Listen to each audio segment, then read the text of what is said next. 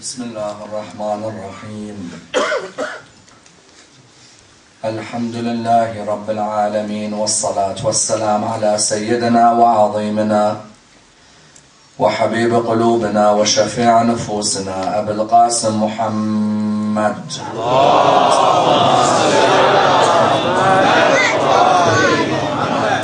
وعلى أهل بيته الطيبين الطاهرين وأصحابه الغر الميامين.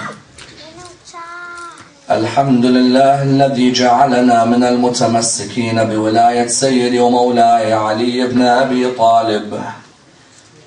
الحمد لله الذي هدانا لهذا وما كنا لنهتدي لولا أن هدانا الله.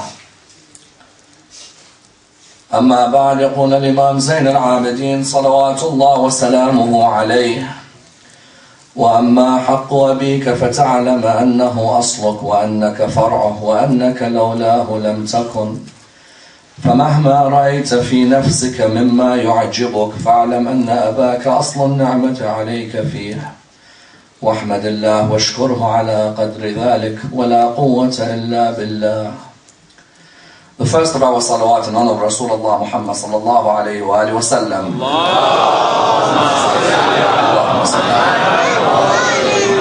The second in honor of Amir al-Mu'mineen Ali ibn Abi Talib.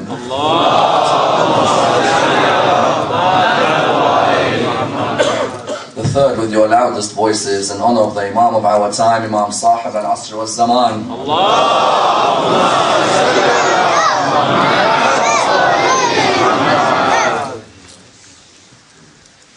Respected brothers and sisters, Assalamu alaikum wa rahmatullah wa barakatuh.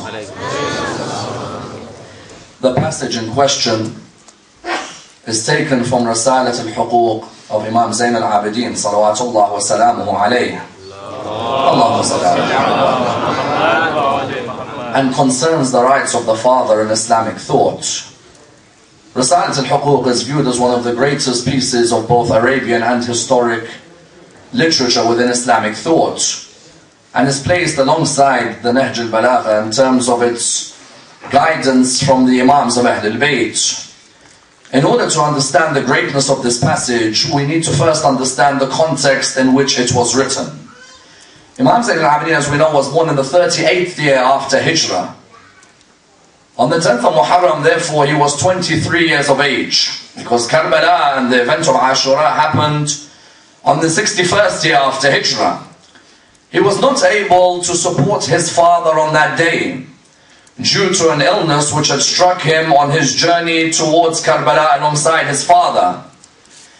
And indeed you find that although on the 10th of Muharram in the afternoon he tried to help his father, the illness was to prove too strong and he was not able to be alongside his father. That's why one narration mentions very clearly that he states to his father and to those around him, he states, "Give me a sword and give me a stick." When they ask him why, he says, "Give me a stick so I may stand up, and a sword so that I'm able to defend my father." His father comes towards him and he says to him that you are the proof of Allah on earth after me, and that you have to remain in order that you are able to guide the Muslims after me. Therefore you find that he was not able to support his father on the 10th of Muharram. And this, without a shadow of doubt, would remain with him for the rest of his life. The Imam lived for 34 years after the 10th of Muharram. And in those 34 years, you find that there were many an occasion where he'd remember the events of Karbala. And the idea that you'd find that Abu Hamza al-Thamali himself narrates that when I'd come to the Imam, I'd see him crying and crying, remembering what's happened on the 10th of Muharram. And I'd say to him very clearly that why is it that you cry so much when you Ahl al-Bayt have experienced more than this and are used to these calamities? To which he replied by saying that Prophet Yaqub cried so much until he became blind for how much he cried for Yusuf, whereas he did not see his sons killed in front of him. I saw 17 members of my family killed in front of me on the plains of Karbala. How can I not stop from remembering? On many occasions, the memory of Karbala would still be with him. Without a shadow of doubt, it would still be around him in his life. And you find that many a weaker personality may have been affected by the incident, as in until today in psychology, there is what is known as post-traumatic stress disorder. Post-traumatic stress disorder affected people who fought at Vietnam, for example, or people who fought in the Gulf War in '91. Because when they come back from these wars, they are severely affected by what they saw in these wars. They are not able to recuperate, as in the battlefield in itself is very difficult for a soldier to recover back into society having seen what he's seen within the war. And you therefore find that the Imam himself, if he had been a weaker person, would never have been able to recuperate. Yet the strength of the Imam was that he knew that he had a role to play in the society that surrounded him. His first role, of course, would be to disseminate the knowledge which he inherits. His second role would be to protect the sunnah of his great-grandfather. His third role in the 34 years after he lived, after Karbala, was to reform the Islamic society within which he lived. Why? Many times speakers, when they speak about the Imam, they speak about him in a very emotional way. As in, whenever you hear the name of the Imam, you always hear them saying that he cried after Karbala, he was sad after Karbala, he never was able to recover after Karbala. Yeah, the point is that nobody examines Zayn al-Abidin, the reformer of Islam. Zayn al-Abidin, after Karbala, sought to reform Islamic society. He recognized that the society within which he was living was the very society which praised his great-grandfather. As in the Imam himself narrates, when I went to Sham, when I entered upon Sham, as soon as we entered, me and Zainab and Kulthum, when we entered, a man came towards me and cursed me. He came towards me and he said, "May Allah curse you and curse your family." The Imam looked at him and he said to him, "Do you know who we are?" He said, "No, we just heard that a group of rebels were killed at Karbala, so I've come to curse you." He said, "Have you read in the Quran, Bismillah ar-Rahman ar-Rahim, قُلْ لَا أَسْأَلُكُمْ عَلَيْهِ أَجْرًا إِلَّا الْمَوَدَّةَ فِي الْقُرْبَى?" He said to him, "Have you read in the Quran, it says, I do not ask from you anything except love for my family?" The person said, "Yes." He said, "Have you read in the Quran, وَاعْلَمُوا أَنَّمَا غَنِمْتُم مِّن شَيْءٍ فَأَنَّ لِلَّهِ خُمُسَهُ وَلِلرَّسُولِ وَلِذِي الْقُرْبَى?" He said to him, "Yes, of course." He said, "Have you read in the Quran, Bismillah ar-Rahman ar-Rahim, إِنَّمَا يُرِيدُ اللَّهُ لِيُذْهِبَ عَنكُمُ الرِّجْسَ أَهْلَ الْبَيْتِ وَيُطَهِّرَكُمْ تَطْهِيرًا?" He said to him, "Of course I have." He said, "Do you know who this refers to, these verses?" He said to him, "No, I don't." He said, "It refers to us, Ahl al-Bayt. The people you are cursing when we've entered Sham, you are cursing us." Imam recognized that the very people who had killed Imam al-Hussein were the very people who in their salah say La ilaha illallah and Muhammad Rasulullah. He noticed therefore that the society within which he lived was a society that required complete reform. That society, 50 years after the Holy Prophet had died, were willing to kill the grandson of the man who brought the religion. So he decided that instead of after Karbala, me just sitting down and crying because my dad got killed, let me reform the ummah of my grandfather. Let me reform it. Let me bring them back towards their roots. The way he did this was in a number of ways. He began to write certain works which would allow a person to gain closeness towards their Lord. One of these works which he wrote, for example, As-Sahifa Sajjadiyya. As-Sahifa Sajjadiyya is with us until today. It's a book of supplications. Today in the world you have Kabbalah, you have Sufism, you have Buddhism. I tell you, in their spirituality, none of them come near Zayn al-Abidin's Sahifa Sajjadiyya. As-Sahifa Sajjadiyya and its spirituality, why did he write it? He wrote it because he wanted these people to return to having a relationship with their Lord again. The very people who killed his father were the very people who said La ilaha illallah, were the very ones who said Muhammad Rasulullah, but their connection with their Lord was gone. He wrote As-Sahifa Sajjadiyya because what is dua? وَإِذَا سَأَلَكَ عِبَادِي عَنِّي فَإِنِّي قَرِيبٌ أُجِيبُ دَعْوَةَ الدَّاعِ إِذَا دَعَانِي. That Sahifa Sajjadiyya was a way in which you were able to bring back a relationship between the creation and the creator. But his other work is a fundamental and a magnanimous document that exists with us until today, known as Risalat al-Huquq. Risalat al-Huquq, in my opinion, if someone asks you in the 21st century, what is Islam? Say to them, Risalat al-Huquq. Someone will say, Ammar, what do you mean Risalat al-Huquq? Islam is the Quran. I say the Quran, when you read it, unless you have context of its verses, you'll find some things which you won't understand. Risalat al-Huquq, on the other hand, is a simple document written thousands of years before any UN Treaty of Human Rights. Zayn al-Abidin takes you to the very depths of rights of humanity. He began to build society a picture of the different rights, which if we enjoin them, we can build a healthier society. As in the world today, you have the UN Declaration of Human Rights. You have the Magna Carta, let's say, from its time originally. You have the rule of law. You have all these different documents of rights. Yet how many people in the world have read Risalat al-Huquq? Risalat al-Huquq in English, what is it? It's the treaties of rights. In the world today, we Muslims have a problem, especially we, the followers of Ahlul Bayt. We cocoon our personalities to ourselves and we don't let the world share them. It's as if we say, Zayn al-Abidin is ours, you can't have him. Whereas the reality is, Zayn al-Abidin is for every human being. When he wrote Risalat al-Huquq, what was the aim? The aim was that you as a human being should know that everything that surrounds you has a haqq over you, a right over you. There are 51 rights in Risalat al-Huquq. The right of God, the right of the nafs, the right of your tongue, the right of your eye, the right of your stomach, the right of salah, the right of fasting, the right of hajj, the right of charity, the right of your mother, the right of your father, the right of your wife, the right of your teacher, the right of the mueddin, the right of the non-Muslim. All of these rights, they were there to tell you what? That you as a human being, you don't live in this world alone. You and the human being, you have a Lord who puts you in this world who has rights on you. Your very existence, your very physical makeup has rights on you. The people who live around you, be they Muslim or non-Muslim, have rights on you. That document, if you are a follower of Ahlul Bayt, and until today you haven't read it, then you haven't lived as a follower of Muhammad. You haven't lived. What have you lived as? You've lived as someone who learned from the message of this man's father, but you never saw the document which he left behind. Risalat al-Huquq was a document whose aim was to reform Islamic society. The part of Risalat al-Huquq I have chosen today is right number 21. The right of the father in Islam.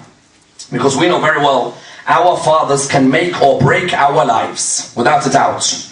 If you are blessed with a father who is honorable, a man of dignity, a man of respect, that father can act as a leader for you in your life, without a shadow of doubt.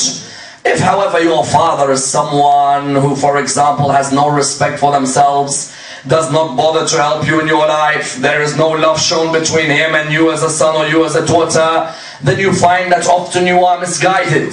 Risalat al-Huquq, right number 21, is the right of the father. Let's see what the Imam says and break it down to understand our relationship with our fathers on a night like this. The Imam says, وَأَمَّا حَقُّ أَبِيكَ فَتَعْلَمَ أَنَّهُ أَصْلُكَ وَأَنَّكَ فَرْعُهُ وَأَنَّكَ لَوْلَاهُ لَمْ تَكُنْ فَمَهْمَا رَأَيْتَ فِي نَفْسِكَ مِمَّا يُعْجِبُكَ فَاعْلَمْ أَنَّ أَبَاكَ أَصْلَ النَّعْمَةِ عَلَيْكَ فِيهِ. Let's see what he says.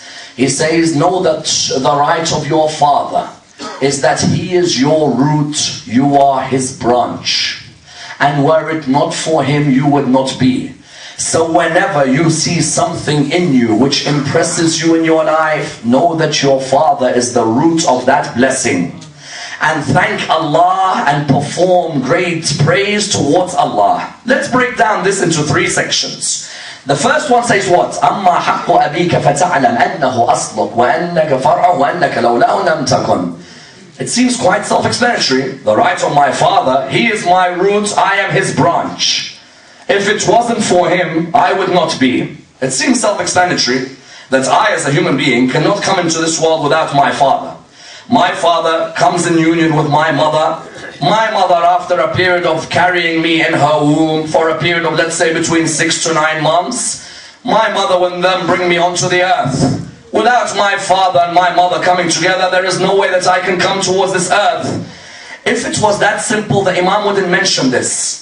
But when the Imam says, أَمَّا حَقُّ أَبِيكَ فَتَعْلَمَ أَنَّهُ أَصْلُكَ وَأَنَّكَ فَرْعُهُ وَأَنَّكَ لَوْلَاهُ لَمْ تَكُنْ. What is he trying to say? He's trying to say that you as a human being, Your psyche and your development needs to know that your father is your root. In other words, what?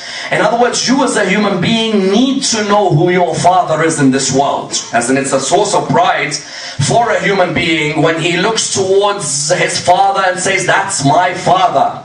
That human being, that child, when they grow up in the world and say that that's my father, it's a source of pride for them in knowing that I have an origin which is pure, an origin which is clean. I know where my father is. I have that relationship with them. Someone says, well, why would that be important? It's because there may be times in our history as human beings where you have societies where children don't have a clue who their father is. And when a child does not know who their father is, then that child psychologically is affected as they grow up in the world. Why? As in, you can imagine, if you're at school as a child, you can see that everyone's father comes to pick them up. But you look for your father. Someone comes to you and says to you, where is your father? You say, I don't have a father in my life. You don't have a father in your life. Why? As in, is your father passed away? No, my father hasn't passed away. And why don't you have a father in your life? I don't know, I was born into this world with only my mother. She claims my father is not in our life anymore. That human being psychologically is affected. Why? Because when Imam says حق أبيك تعلم أنه أصلك أنك فرعه وأنك لولاه لم تكن, you as a human being need to know who your father is. A human being who lives in a society devoid of knowing who their dads were is a human being who socially finds a stigma which affects their life. As in, you imagine each one of you when you say that that's my dad, it's a source of pride. Imagine you have a friend who says, I don't know who my dad is. That is something of a negative feeling in that person. And that's why you find, unfortunately, in the world today, how many children grow up not knowing who their dads were. As in, you know, when you see on these television programs with Jerry Springer and all of these things, when a lady comes on and she's pregnant and they ask her, who's the child? Who's the father? Someone comes out, DNA test, not him. Who's the father? Someone comes out, DNA test, not him. 15 minutes later, who's the father? After having gone through about 20 fathers, nobody knows who the father is. You found on these other shows as well that when these children come into this world without knowing who their dad is, that child has a stigma inside them. That child, which is meant to know that their root is a pure root, comes into this world not knowing who their dad is. It shows there's a virus in that society. And believe me, that virus is growing today. Do you know how many single mothers there are in this world who, because of one night relationships, cannot ever tell their children who their fathers were? When their child comes into this world, everyone else says they've got a father, but that child says, I never met my father. It's a stigma that remains in the life of the child forever. Everybody else can point to a father figure, but they can't. And in Islamic history you find that even the most famous of personalities, when they didn't know who their fathers were, it would be a stigma that remained in them forever. Let's look at a few examples. Ammar ibn al-As. Ammar ibn al-As, as we know in Islamic history, is seen as being a person who was a companion of the Prophet. Later on he becomes the vice minister of Muawiyah's government. Ammar ibn al-As, all his life, there would be one stigma that remains in him forever. What is it? Not knowing exactly who his father was. Why? Because the narrations, what do they tell us? They tell us that his mother had a particular profession where many would be able to enter her household. And you find that this mother, when these people would be able to enter the household in this way, this mother, what do you find? You find that when she gave birth to her son, she was uncertain who's the father. As in, originally there was no such thing as Ammar ibn al-As. Originally his name was Ammar, that's it. Nobody would give a father figure to him. When she gave birth, of course, this was a source of embarrassment for her. That she wanted to make sure that her son was someone who could be called by his father's name. So what did she do? In those days, she would get a bowl and put 6 names of possible candidates who may be his father. Of those 6 names, she picks the name out. When she picks the name out, you open the name. Like a lottery, like you have today, you open the name. When you open it, what came out? Al-As bin Wa'il. So when the name came out Al-As ibn Wa'il, they went on to call him Amr ibn al-As. Would it be stopping there? No, it wouldn't. And Ali ibn Abi Talib at Siffin doesn't call him Amr ibn al-As. Never in the Battle of Siffin will you find one narration where Amir al-Mu'mineen calls him Amr ibn al-As. No. He wants to remind him that from when you were younger, you are of a type of person who never knew who your root was. That's why he calls him Ibn Nabigha or Ibn Nabigha in the narrations. Saying to him what? Saying, I call you by your mum's name. That's where it sticks. By your mum's name. You're fighting me here on the plains of Siffin. When you fight me on the plains of Siffin, everyone can be called by their dad's name. As in even Muawiyah can be called Ibn Abi Sufyan, Ali, Ibn Abi Talib, Malik, and so on. But you will call you by your mother's name. And we'll stop it over there. And the Quran proves this, by the way. The Quran proves that this person did not know who their father was. Why? You've read the ayah in the Quran, Bismillah ar-Rahman ar-Rahim, Inna shani'aka huwa al-abtar. In the Quran, in Surah Al-Kawthar, Inna shani'aka huwa al-abtar. Who does it refer to? Rasulullah, when his sons died, he was sad. Al-As ibn Wa'il came to the Holy Prophet. He would make fun of him, saying, Muhammad, where's your sons? There's not going to be anyone who continues your lineage. The Quran came down and said, Inna a'tainaka al-Kawthar. When Fatima was born to Rasulullah, Allah said, we've given you Kawthar. فَصَلِّ لِرَبِّكَ وَانْحَرْ إِنَّ شَانِئَكَ هُوَ الْأَبْتَرُ. Al-As ibn Wa'il, it's your line that will never continue. Therefore, those who say that Al-As ibn Wa'il is his father, no, his line, the Quran says, will not continue. There is no lineage for that line. At least Amr ibn al-As, people called him by a father's name later on. Imagine after Rasulullah passed away in the time of Amir al-Mu'mineen, Muawiyah's governor of Kufa, what was his name? Ziyad ibn Abi. As in Amr ibn al-As, at least someone called him Ibn al-As. Ziyad, they called him Ziyad ibn Abi, meaning what? Ziyad, son of his father. When you call someone Ziyad, son of his father, it really goes to show you that this person has not got a clue who their father is. Or another thing, or that he knows who his father is, but his father's committing of adultery with his mother would mean you don't name the name. You know Zuhair ibn al-Qayn. Zuhair ibn al-Qayn on the 10th of Muharram comes out in front of Shimr bin al-Jawshan, in front of all the Kufans. He says to them in reference to Ibn Ziyad, he says, don't follow the grandson of Sumayyah. When Zuhair ibn al-Qayn says it to Ibn Ziyad and says it to the army, don't follow the grandson of Sumayyah, what's he saying? He's saying this Ubaydullah, his dad is who? Ziyad. And this Ziyad, his mother Sumayyah, in an adulterous relationship with Abu Sufyan. That's how Ziyad came in this world. You find Zuhair ibn al-Qayn says to him, says to them, don't follow the grandson of Sumayyah. In other words, this Ziyad had to walk around. Everyone doesn't call him Ziyad ibn X. They say, no, Ziyad ibn Abi. Whoever his dad was, we'll keep it at that. And you know what the irony is? Muawiyah later on comes and says, what's all the trouble you call him Ziyad ibn Abi? My father's the one who was with his mother. Call him Ziyad ibn Abu Sufyan. Arrogance. What arrogance? My father is the one who was with his mother. What's the point? The hadith said of the Imam, وَأَمَّا حَقُّ أَبِيكَ فَتَعْلَمْ أَنَّهُ أَصْلُكَ وَأَنَّكَ فَرْعُهُ. The beginning of the development of any human being is being proud of who their father is, knowing who their father is. If you go out in the world and you don't know who your father is, it's a stigma. When Al-Mukhtar al-Thaqafi caught the 10 horse riders who trampled on the body of Imam al-Hussein, you know, Ya khayl Allah al-Kabi wa Tusi, Sadr al-Hussein, when Umar ibn Sa'ad told the 10 horse riders, those 10, Mukhtar said to them, who are you? They gave their names. He said, what's your dad's names? So we never met our dads. Never met our dads. They pick them up from areas where there's no relationship. And I tell you, history repeats itself. I don't need to go into politics, but history repeats itself. Sometimes you may get a dictator, and he didn't even know who his dad was. But the point was what? The point was that Mukhtar al-Thaqafi, he found those 10, they didn't even know who their dads were. You find that the Imam highlights from the beginning that the root of any father-child relationship is that the child actually appreciates the purity where his father came from. And that's why the discussion always comes up in Islamic thought that women always ask the question, why can't we marry four? We want to marry four. It's not fair you men can marry four.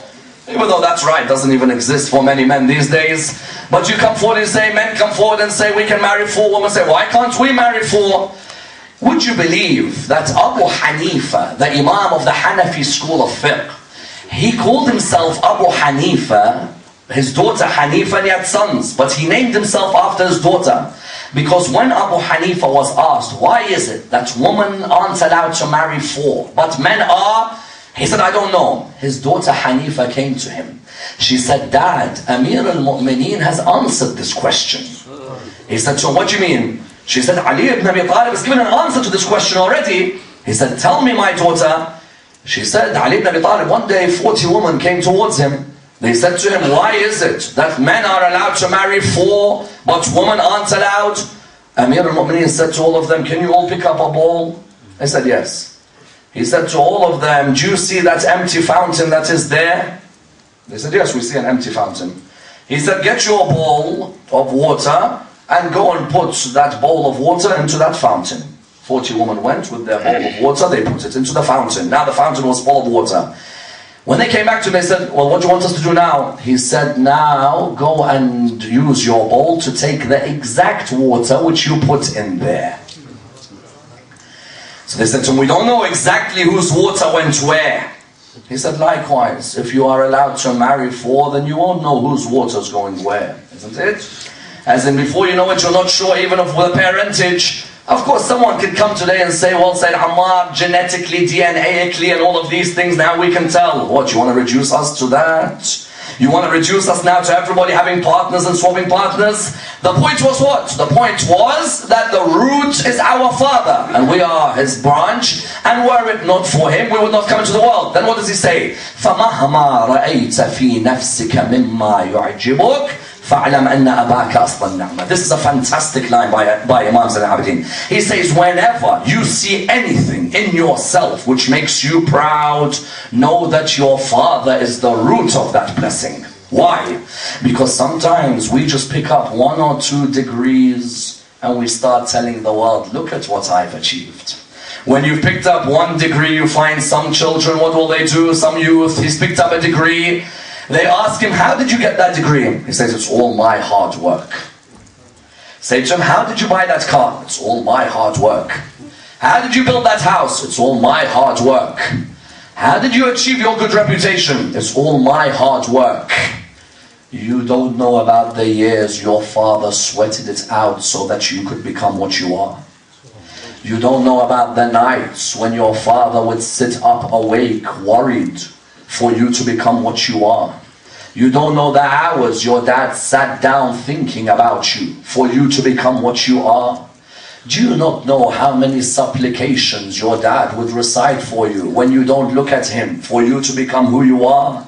And now when you think you've become something in life, you start telling the world, it's me who achieved all of this? You find that this affects us. Some of the youth in the world today, when they achieve just a little bit of success, instead of going to kiss the hand of their father, who helped them in their track, who gave them support which they saw and which they didn't see, you find unfortunately today some of the youth all start bragging about themselves that they're the ones who achieved it.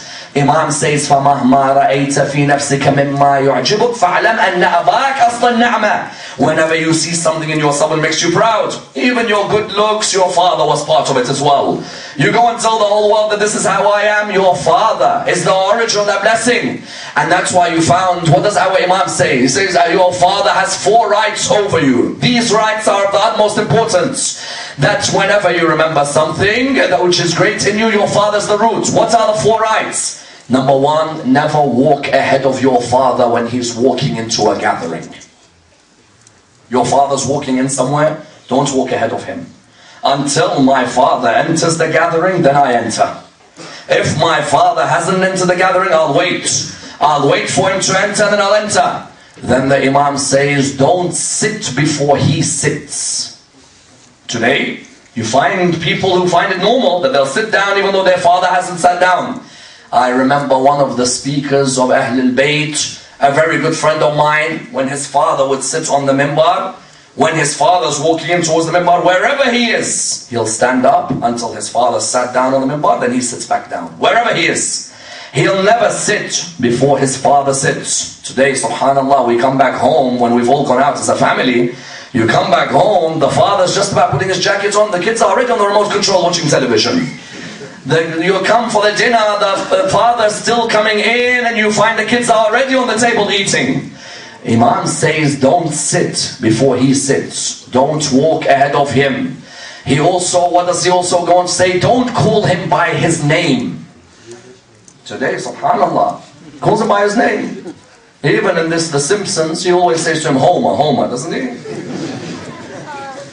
Bart never calls him by his name. He always says, Homer, Homer, Homer. Even the one time Bart was a baby and he remembered his dad, and he's trying to remember what was the first words he said. Was it dad? Was it Homer? And he said, Homer. Even that was his first words. Today you hear people saying, hey, Nicky, come here. Steve, come here. You say to him, who's Nicky and Steve? He says, my dad. MashaAllah, your dad, you call him by his first name. You find the Imam says the third right of your dad. You don't call him by what? You don't call him by his name, rather you call him by a title. In the Quran, whenever you see a son speak to his dad, always, Ya Abati. Isn't it? Ya Abati. He doesn't say, Ya Ibrahim, if'al ma tu'mar. Ya Abati, if'al ma tu'mar. Satajiduni insha'Allah minal sabirin. So the point here is, the third one is that you don't call him by his name, but the fourth one Imam mentions is important. You don't act in a way which brings abuse to your dad's reputation. That's a major problem we have today. You, as a young man or as a young woman, that dad works so hard to build your reputation, to build your life, to work his socks off so that you can be something. And instead you ruin his reputation in the community. Like your dad, when he walks into a mosque, he wants to hold his head up high. That's my son. That's my daughter. That's someone I'm proud of. Today there are dads who walk into mosques, he puts his head down because he knows people know how his son behaves. He knows people know how his daughter behaves. Don't get me wrong, what people think doesn't necessarily mean that you're bad, but it has proved to be a long way affecting reputations. Imam says, don't bring backbiting onto yourself. Don't bring ghibah onto yourself. How many dads in communities today can't even go to a mosque because their sons or daughters have damaged their reputations? That when they enter the mosque, everyone's like, look who it is, the one who's got this son, or the one who's got this daughter. You as a son or daughter, do you want your dad to enter a mosque proud of what he's brought up, or someone who's embarrassed? Imam says the right of your dad is to understand that you do not perform acts which bring abuse to his reputation. I tell you, sometimes in your life, there are times where even that which is halal, if it may even bring abuse to your dad, try and refrain from it. As in, don't you feel sad when you see people giving bad looks to your dad? Don't you feel sad when everyone says his son is a drug addict, his son is always in the clubs and parties, his son is always of those who is out in illegitimate relationships? Doesn't it hurt you? When your dad can't enter a place without people giving him stares?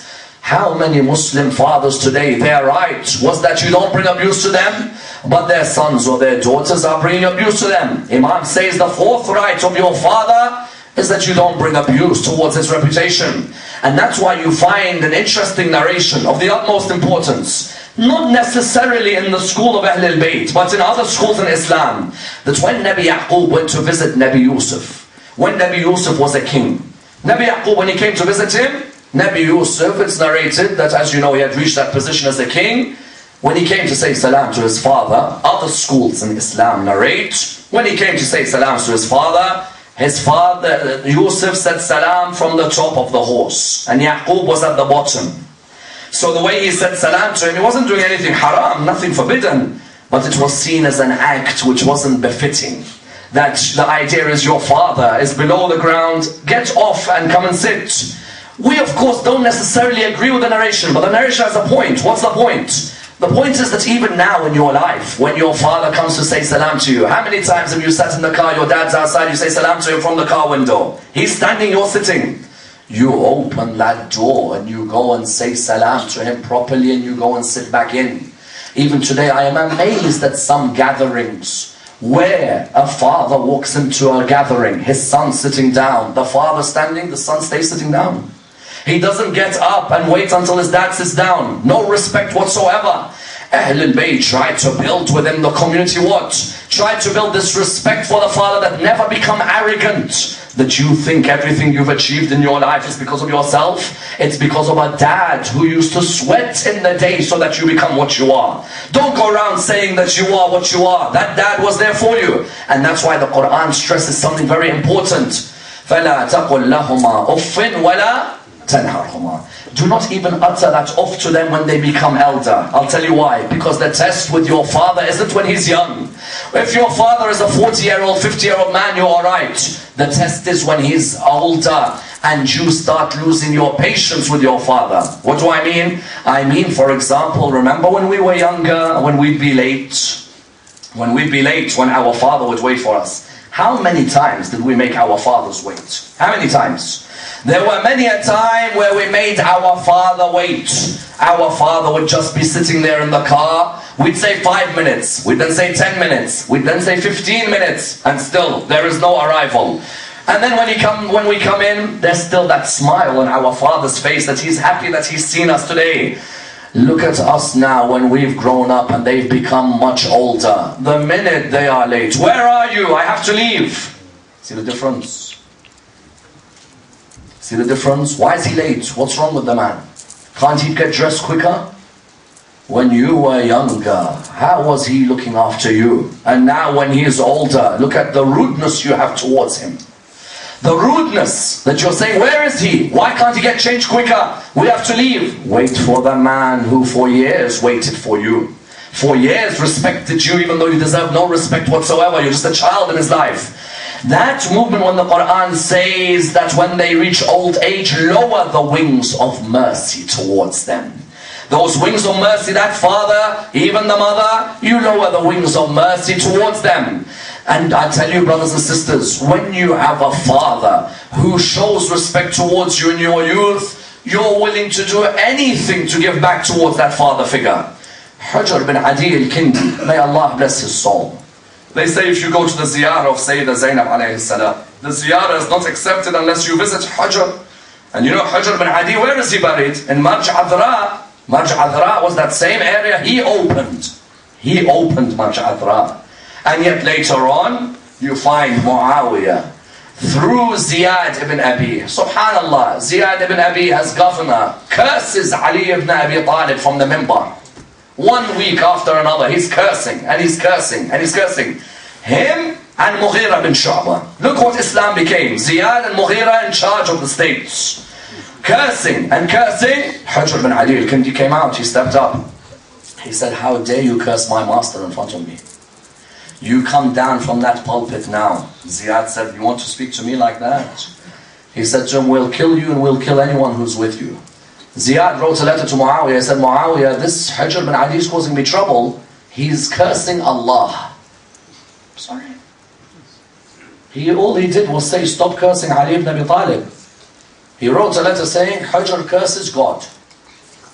Muawiyah at this moment ordered Hujr bin Adi is caught with his son and his companions and the Muwalin who love Amir al-Mu'mineen. When he caught them, what did he do? He caught them and he brought them to Marj Athra. He gathered all of them together, 7, 8 of them. I ask all of you, if you go to Sayyidah Zainab or you go to Sham, visit Hujr bin Adi al-Kindi, go to his grave, then you'll know the meaning of a person whose son loves his father. And when a son knows that everything he's achieved in this world is because of his father, I'll tell you, he'll give his life away for his father. Because Hujr was sitting down, and Muawiyah comes towards him, he says to him the question, he makes it clear to him. He says to him, is it true that you blasphemed against God? He said, no. He said, so what did you do? He said, I stopped Ziyad from cursing. Nobody curses my master on a minbar while I sit down. He said to him, then let's see if your master will help you. We're going to kill you now. He said, kill me, but keep me in these chains. Don't remove them from me. I want to meet Rasulullah with these chains. And complain to him about what you are doing. Who was next to Hujr? His son. His son was next to him. Muawiyah said to him, what's your final wish before you die? The Arabs have a custom that before they behead you or before they kill you, you have a final wish. He said, kill my son. He said, sorry? He said, kill my son first. He said, kill your son? He said, yes. He looked at the son. The son said, kill me. We can smile. We can smile. But you know what? There's no need to smile. Because now in the world we say people say, I find it hard to be religious. You weren't there at that time when you were losing your life for Ali ibn Abi Talib. He says to him, we'll kill your son. He said, very well. They came and they killed his son in front of the father. Hajar looked and he smiled at them. He said, now I am happy and I'm ready to die. I said to him, why? He said, because now I know that I died with my son dying on the love of Amir al-Mu'mineen. I feared that if you killed me first, he may leave the love of Ali and go to Muawiyah. But now I saw a son of mine killed with the love of Amir al-Mu'mineen. Now you can take my life away. What better feeling is there than having a son who dies loving Amir al-Mu'mineen? The point here was what? That son, if it wasn't for the respect his dad showed, and if it wasn't for the fact that he knew that nothing in his life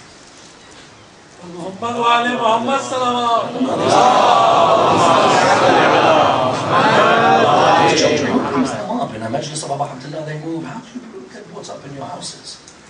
Anyway, so you find that if you've got that respect for whom? If you've got that respect for your father, knowing the root and the origin is what? The root and the origin of anything you achieve in life is your father, then you'll give everything away. Someone asked the question, if my father is the root and the origin of my life, and I will not achieve anything were it not for him, that means I can never disobey my father. I say, what do you mean? They say, if my father asks me to do anything, I can't disobey him. No, on the contrary. If your father asks you to disobey Allah, then you have to disobey him. Why? Because there are some people in this world today, in our Muslim communities, they say, but said, Ammar, wallah, my dad told me that I have to do this. My father says that we have to be here. And you know, he's my father, I can't say anything to him. No. Your father, you obey him on the basis that he obeys Allah subhanahu wa ta'ala. Your father, if he's disobeying Allah or asks you to disobey, you have to disobey, but with akhlaq, of course. What do I mean? I mean today in Muslim communities, would you believe, we have something that normally happens in the summer. We have weddings many times in the summer, don't we? Do you agree? In the summertime, there's a lot of weddings. In the summer, when there's a lot of weddings, you normally find that there's two types of weddings in the world today. There's the one I get invited to, which is the boring part of the wedding, you know? When you recite the nikah or the katb kitab, people like me, we get invited for these things. We sit down, we read Quran, someone says something religious, and that's it. Then there's a second part to the wedding I never get invited to. I don't know why. But maybe because people like me were not modern people, as I'm sure you know. And the others are much more modern than people like me. And so you find that that second part of the wedding, what is it? That's when everyone comes out wearing the dresses. And they're wearing the suits. And the music is being played. And everyone's playing about and saying Salamu Alaikum to each other. And dancing, and even all of these things, and they're mixing without anyone saying anything. You find some of the sons come and they say, but my dad's saying, you know, it's my cousin's wedding, I have to be there. Disobey him. Disobey him. Your dad on the day of judgment will not come and stand up for you. He's got his own things to worry about.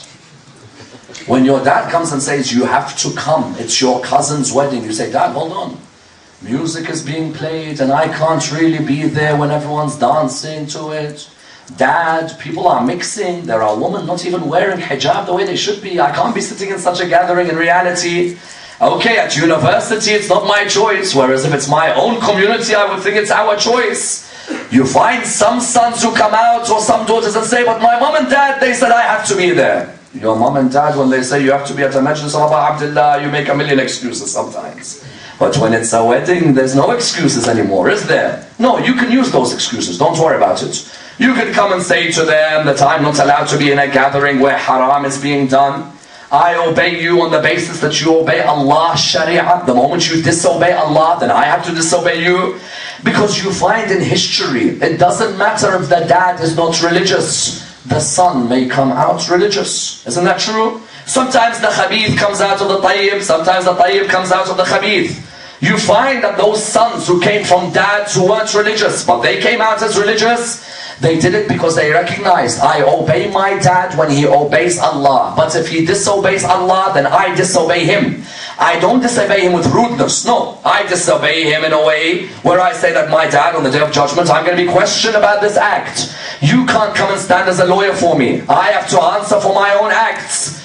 That's why you find in history, I tell you, some dads who were the worst of the worst, but their sons came out as the best of the best. Yazid killed Abu Abdullah al-Hussein, didn't he? Yazid killed Abu Abdullah. He ordered the killing of Imam Hussein. He had a son called Muawiyah. Yazid had a son called Muawiyah. He named him after his dad. Muawiyah's son, after Yazid had passed away, Muawiyah became Khalifa. He was sitting down in his room. He had these two women who would normally be in each corner of the room. The narrations, what do they state? The narrations state that one day he's trying to get some sleep, but these women are talking too much. So they're talking and talking and talking and talking, and he's thinking, why do these women never stop talking? So he comes towards them, he's about to interrupt them. He hears one saying to the other, I don't care who he is. He has taken the leadership of Ahl al-Bayt. He's listening, is that what you mean, taking the leadership? And the other one said, but he's my beloved. And the other one replied, I don't care. A person who takes the rightful leadership of the family of the Prophet will be punished. He woke, he came out. He said, what did you just say? She said, I didn't say anything. He said, tell me, what did you just say? She said, I said, you have taken the leadership which belongs to Imam Zayn al-Abidin. That's his leadership, it's not yours. He said, you know what, you are right. It doesn't belong to us. And you know what, I am still angered the fact that my father ordered the killing of the grandson of Rasulullah. He could have easily said that my father is a king, my father I have to obey him. No, my father disobeyed Allah, I'll disobey him. He came out and he announced there will be a khutbah. People said, but it's not Jum'ah. He said there's going to be a khutbah. He came out and he said, I resign from the leadership of Bani Umayyah. Let someone else come and take it. This leadership does not belong to us. His mother said, I wish that I was not pregnant with someone like you. He said, I don't care. This leadership does not belong to us. Do you know what happened? He was later poisoned by Marwan ibn al-Hakam. They ended up poisoning him and ending his life. That's Muawiyah ibn Yazid. Then you have, for example, someone like Harun al-Rashid, one of his grandsons. Harun al-Rashid, one of his grandsons, one narrations mention even one of his later sons, used to love Imam Musa ibn Ja'far. Imagine, Harun al-Rashid hates Imam Musa ibn Ja'far. One of his sons loves Imam Musa ibn Ja'far. He would go and hang around with Imam Musa ibn Ja'far. Wherever the Imam goes, he would be next to the Imam. The guards of Harun came to him. They said, look, your son is embarrassing us. He said, how? He said at that moment that they said to him, your son is with Musa ibn Ja'far. He said, don't worry, he's still a kid. When he grows up, I'll give him a castle and he'll forget about these things. When he grew up, they told him that still he's with Musa ibn Ja'far. He said, okay, bring him to me. When he brought him, he looked at the son. He said to the son that, listen, you're embarrassing us walking with Musa ibn Ja'far. I don't allow any of my sons or grandsons to go near Musa ibn Ja'far. He said, on the contrary, you are embarrassing me with your behavior towards Imam Musa ibn Ja'far. He said to him, how dare you speak like that to me? I'll give you any palace and any castle that you want. He said, I don't want any of it. He left. Do you know what he ended up working? A bricklayer. He would lay bricks in Baghdad. Harun Rashid, child, ends up laying bricks in Baghdad. He was employed by someone. He fell ill. The person came to give him his wages. When the person came to give him his wages, he didn't know his name. So he asked him his name. He told him that I'm from the sons of Harun Rashid. He said, Harun Rashid, as in Harun Rashid Khalifa? So he said to him, yes, Harun Rashid Khalifa. This person, his face changed color. Because he's thinking, I'm employing the son of the Khalifa. And I haven't even paid him yet. So the son looked, he said, wait, don't worry. He said to him that, here is my ring. Take my ring and give it to my father. He's good at collecting things for the dunya. And as for the Quran, you take it. Because I want to collect that which is important for akhirah. And now I have to leave you. He said, what do you mean leave me? You're ill, you're on your bed. Where are you going to go?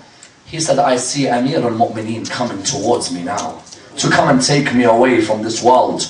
And we know very well the hadith of Ahl al-Bayt, that Ahl al-Bayt may come to us in our final moments. For those sincere believers, they may come. You find that this person, his dad, he could have easily said, my dad's not religious, I have to obey him. No, no, no. You have your life, your dad has his life. Don't make excuses that my parents aren't religious and that's why I have to do what I do. You have your life, your father has his life, and you have to make sure you make decisions on a day where your man, your banoon, your parents will not have any effect on you. You find likewise that Umar bin Abdul Aziz, his father-in-law is Abdul Malik bin Marwan. His uncle is Marwan ibn al-Hakam. From every angle, Umar bin Abdul Aziz is in the middle of Bani Umayyah, right in the middle. Yet Umar bin Abdul Aziz, in his life, he is the one who stopped the la'na on Amir al-Mu'mineen on the Fridays. He is the one who gave Fadak back to Fatima al-Zahra's children. He gave it back to Imam al-Baqir. He is the one who stopped the torture on Imam Zayn al-Abidin in Medina. Because Imam Zayn al-Abidin in Medina, there used to be a governor of Medina called Hisham ibn Ismail. Hisham bin Ismail, do you know what he used to do to Imam Zayn al-Abidin? And I want you to take this story as an example for each of you in your life. Because this story had a profound effect on me in my life. Hisham bin Ismail used to, whenever Imam Zayn al-Abidin leaves his house in Medina, he comes and barges him. Imagine, I leave my house, I'm leaving to go to the mosque, someone comes and he pushes me like that. He wants to see me retaliate. He tells the children, pick up things and throw it on Zayn al-Abidin. And he'd walk, Imam would walk, he wouldn't say anything. He'd just remain humble. Umar bin Abdul Aziz became governor of Medina after Hisham bin Ismail. The first thing Umar bin Abdul Aziz did, he put Hisham bin Ismail, he chained him. He chained him. He said, anyone who's been hurt by Hisham bin Ismail, let him come and take his revenge. Imam Zayn al-Abidin's companions came to him. They said to him, oh Zayn al-Abidin, guess who was caught? He said, who? They said, Hisham bin Ismail. And now he's been chained by Umar bin Abdul Aziz. Anything you want, we will do to him. Do you know what the Imam replied? He said, go to Hisham bin Ismail and whisper in his ear, if he is hungry, we'll feed him. And if he's thirsty, we'll give him water. And if he has an outstanding loan, we'll pay the loan. Today in Muslim communities around the world, one issue divides us, isn't it? One issue. And this Ihsaniya and that Ihsaniya, and this mosque and that mosque. And this person, well, it's ridiculous, I tell you. I don't know, are we following Ahl al-Bayt or we're following ourselves? Honestly, I don't know. As in Hisham bin Ismail is torturing this man. He's torturing him. He throws stones at him. He barges him. And he says, tell him we'll feed him and we'll give him water. And it's true. Imam Zayn al-Abidin saw Hisham. He was chained. Imam came near Hisham. He whispered in his ear, said, oh Hisham, if you are hungry, I'll feed you. And if you are thirsty, I'll give you water. And if you have a loan, then I will pay for your loan. Would you forgive your enemy in this way? I ask you, brothers and sisters, you who claim to love Al-Muhammad, would you forgive or no? As in our communities today, when we have problems between our mosques, when we have divisions in our mosques over the most stupid issues. Stupid issues. We have problems with each other, we don't forgive. Because one big guy who claims to be something in this world, even though nobody will remember him even when he dies, this guy always with the loudest mouth causes all the trouble between our communities. One here, one there, one everywhere is a cancer in our communities. Whereas you find our Imam, he says, forgive him, look after him, whatever he needs, we will protect him with it. And that's why Umar bin Abdul Aziz himself narrates, he says, when people used to say to me, Umar, you are inspired by God the way you behave, he said, if I am inspired by God, then how about Zayn al-Abidin? As in Zayn al-Abidin must be inspired much more than I'm ever inspired. And you find that the last part, Imam Zayn al-Abidin, what does he say? He says, when you therefore have known the rights of your father, then thank Allah and praise Him. Because you should be honored when you have a father who's looked after you in your life, who's protected you. And you therefore have to look after your father in every moment of his life, even until the end of his life. As in even towards the end of his life, you would find it an honor that you are there to stand alongside your father in his final moments. If your father is taken to hospital, those of you who saw or heard your father died, Wouldn't you want to have been next to your father at that final moment? Some were honored to be next to their father. Others no. Others had a phone call that your dad has died. How did you feel when you couldn't be there next to your dad? When you heard the news that your father's passed away? It's the worst feeling, knowing your father's died and you're on the other side of the world, not being able to be next to your father. And how about that feeling when you're next to your father and you see him die? At least you could say, I was next to you. And how about that feeling when you see him die, but he died in peace? Isn't that a feeling? Isn't that a great feeling that you see your dad dying in peace? You could say, Inna lillahi wa inna ilayhi raji'un, my father died in peace. But imagine that you weren't able to be next to your father when he died. And imagine when your father needed your help, you couldn't help him. And imagine sitting by his body and not seeing the whole body there. Imagine only seeing a body but without seeing a head next to your father's body. As in normally in the sunnah of when you bury your father, normally the sunnah is what? Is that you put his cheek on the dust. Don't you? You put his cheek on the ground. They say when you remove part of the kafan, put that cheek on the ground. That is if your father's head is actually connected to his body. Because normally you'd want to make sure the father's head is on the body. So you could place that cheek on the ground. Normally you want to make sure when your father dies, you open up the buttons of his shirt. So you make sure that when he's dying, he's not choking in his final moments. You don't ever want to find out that your father's shirt wasn't opened, that rather a dagger went through the neck of your father when he was on the ground. Imagine how difficult it was for Imam Zayn al-Abidin when he had to come back to bury his father's holy body on a night like this, on the night of the 13th of Muharram. Those of you who've buried your dads, you're the only ones who could tell what I mean when I say all of this. That on the night of the 13th of Muharram, when it came towards burying his father, he came back towards the land of Karbala. He was covered all in black. He entered the land. Banu Asad were already in the land. They were already looking around. Why? Because Bani Asad said, we weren't at Karbala, but we feel that it's our role to make sure that we come and bury the holy bodies in Karbala. Bani Asad were looking around, but there's a problem. Normally you would be able to bury a body, but you don't know which body belongs to who, because there are no heads on these bodies.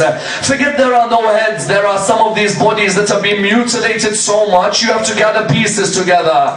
Especially people like Ali al-Akbar, his body was absolutely mutilated by the opposition. Someone like Abu Abdullah, you don't know if it's his body because there's no head next to the body. You don't know whose body belongs to whom. They were looking around, they were wondering, how do we bury these bodies? All of a sudden someone came to them. He said, I see a man dressed in black coming towards us. Maybe he's from the soldiers of Ibn Ziyad. Remove yourselves from him. When the man came, he removed the cloth from his face. They said to him, he said to them, what are you doing here?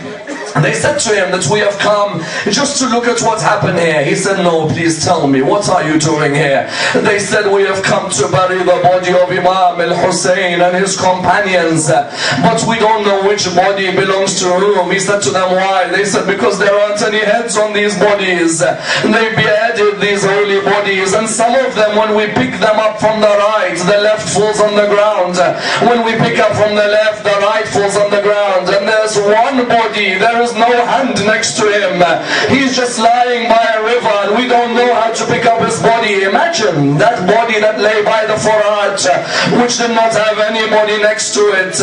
Imam Zayn al-Abidin looked towards them. He said to them, allow me to guide you as to how you bury the holy bodies. And they said to him, what do you want us to do? He said to them, I want you to dig 3 different graves. And they said to him, who do the graves belong to? He said to them, the first of the graves belongs to Habib ibn Mudahir. The second of the graves belongs to the family of Rasulullah. And the third of the graves belongs to the companions of Imam al-Hussein.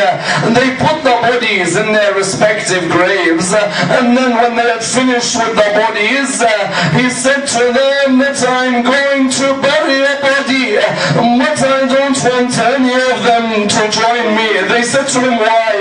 He said, because I have helpers who will be alongside me, who will join me when I come his body. He began to walk towards the body of Imam al-Hussein. It would be the first time that he comes near the body of his father. He doesn't know what they've done exactly to his father. He comes near the body, he's getting closer.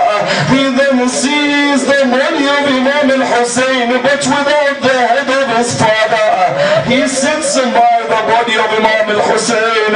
He wants normally to put a head, to put the cheek on the ground, but there's no head there. And then he asked them, he said, do you mind helping me? They said to him, what? Listen to this line. They said to him, what? He said, get me a prayer mat. They wondered, why does he want a prayer mat? Is it because he wants to pray? No. He got the prayer mat and he began to collect the pieces of the body of Imam al-Hussein. He gathered the pieces of the body of his father. He put them all in the prayer mat. He then finished with his father's burial. Then he turned round to them. They said to him the following line. And they said to him, there's a body that lies by the Furat. When we lift the right side of the body, the left falls on the ground. When we lift the left side, the right falls on the ground. He looked towards the Furat and he called out, Assalamu alayka ya Qamar bani Hashim. He began to walk near the body of Abu Fadl al-Abbas. He came near that body. Normally he would want to embrace that. What he saw in the eyes of Abu Fadl al-Abbas. Normally he'd want to embrace the hands, but he didn't see any of the hands of his uncle. He picked on the right side and the left began to fall on the ground. He lifted the left side and the right began to fall on the ground. He began to cry while sitting by the body of his uncle Abu Fadl. Inna lillahi wa inna ilayhi raji'un. Raise your hands, brothers and sisters.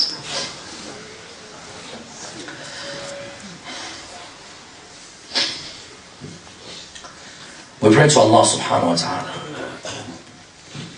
to raise us with Muhammad and like Muhammad, to allow us to be amongst the companions of Imam Sahib al-Rasul. We pray to Allah subhanahu wa ta'ala to allow us to receive the intercession of Imam al-Hussein in this world and the hereafter. We pray for all the originators of this majlis, that Allah blesses them and enshrouds them with His mercy. Allow us to be in the land of Karbala this time next year, next to the shrine of Abi Abdullah al-Hussein. We pray to Allah subhanahu wa ta'ala for all our brothers around the Islamic world. Inshallah, tomorrow will be the final of the 3 majalis. At the same time, we pray to Allah subhanahu wa ta'ala with Surah Al-Fatiha, but before it, the loudest of your salawat.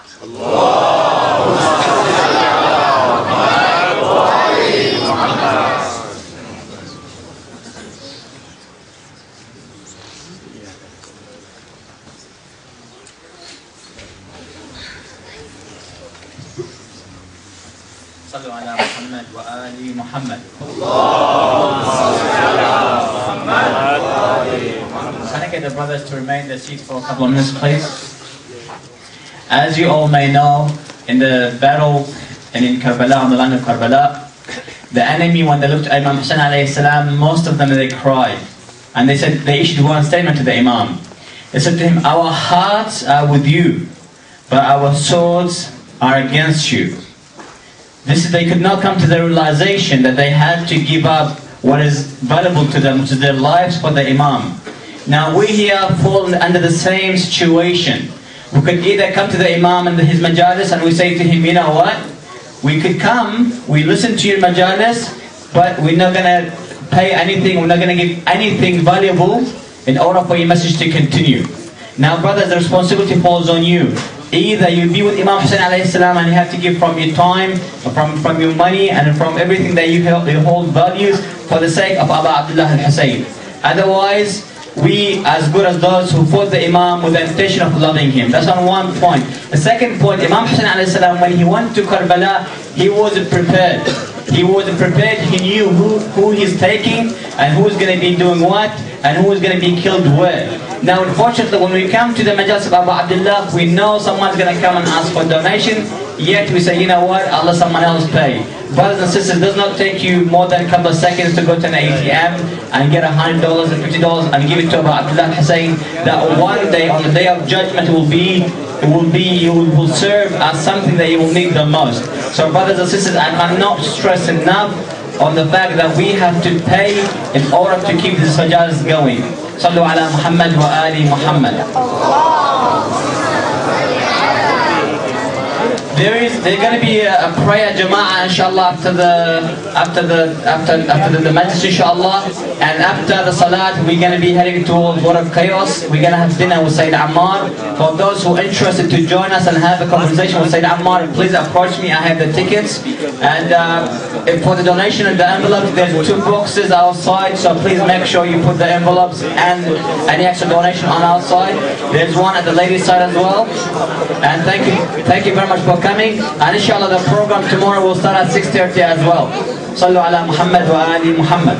Rahim.